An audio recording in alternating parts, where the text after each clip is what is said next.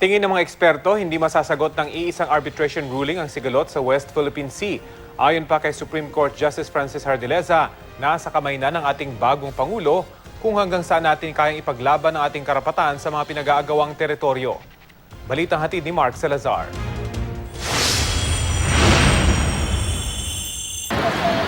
Ngayong nagdesisyon na ang International Arbitral Tribunal pabor sa Pilipinas, ang tanong ngayon ng marami, ano na ang susunod na mangyayari?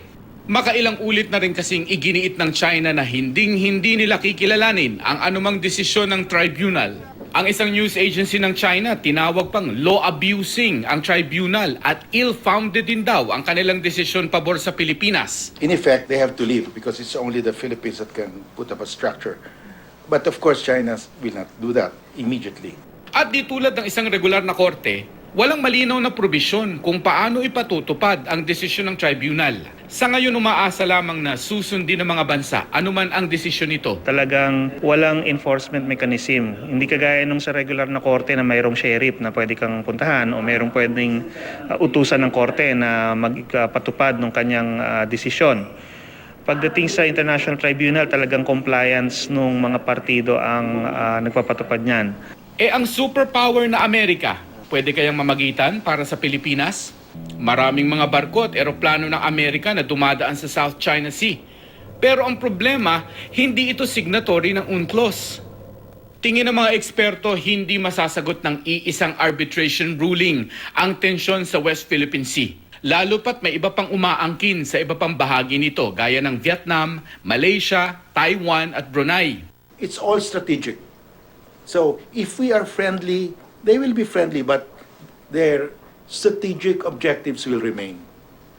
So you have to be careful because China has a very long-term perspective. In territorial disputes, in disputes on maritime entitlements, there are no moral victories.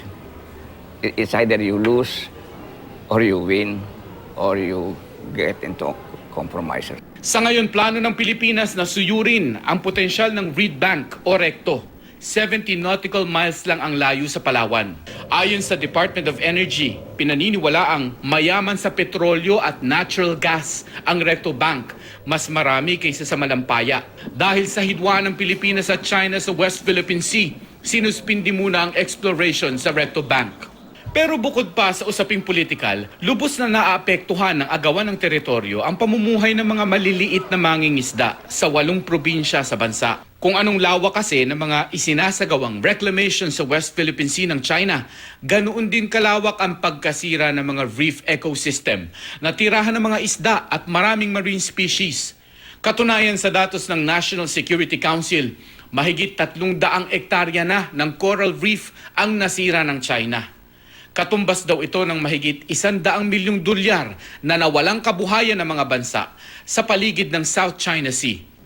Sa Pilipinas, direkta ang epekto sa maliliit na mangingisda na hindi pinapayagang mangisda ng mga Chinese na nakabantay sa nakagisnang mga fishing ground ng ating mga mangingisda. Apektado rito ang halos 200,000 maliliit na mangingisda sa 8 probinsyang nakaharap sa West Philippine Sea. Pinakamarami sa kanilang mula sa Palawan na pinakamalapit sa pinag-aagawang Spratly Islands. Nagtayo na roon ng artificial island ng China. Malaki ang epekto nito lalo't sa datos ng Bureau of Fisheries and Aquatic Resources, mahigit 17% ng huli ng ating maliliit na mangingisda galing sa mga probinsya sa West Philippine Sea. Ang mga municipal fisheries o pangingisda gamit ang maliliit na bangka ang ikalawang pinakamalaking sektor na pinanggagalingan ng isda sa buong bansa. Noong 2015, mahigit 11 bilyong piso ang halaga ng huli ng maliliit na mangingisda sa 8 probinsya sa West Philippine Sea. Katumbas ito ng mahigit 15% ng kabuuang halaga ng municipal fishery sa buong bansa. 11 bilyong piso. Nakakalula kung tutuusin. Pero kung titingnan ng datos sa mga nagdaang taon, makikita kung paano ito unti-unting bumababa. Nanalo man tayo sa korte, tila hindi pa tapos ang issue. Kung hanggang saan natin kayang ipaglaban ang ating karapatan sa pinag-aagawang karagatan, nasa kamay na raw ng ating bagong Pangulo. With this legal advantage, the chief diplomat and architect of our foreign policy, President Rodrigo R. Duterte, can now proceed with the necessary tools at his disposal to get this job done. Mark Salazar, GMA News.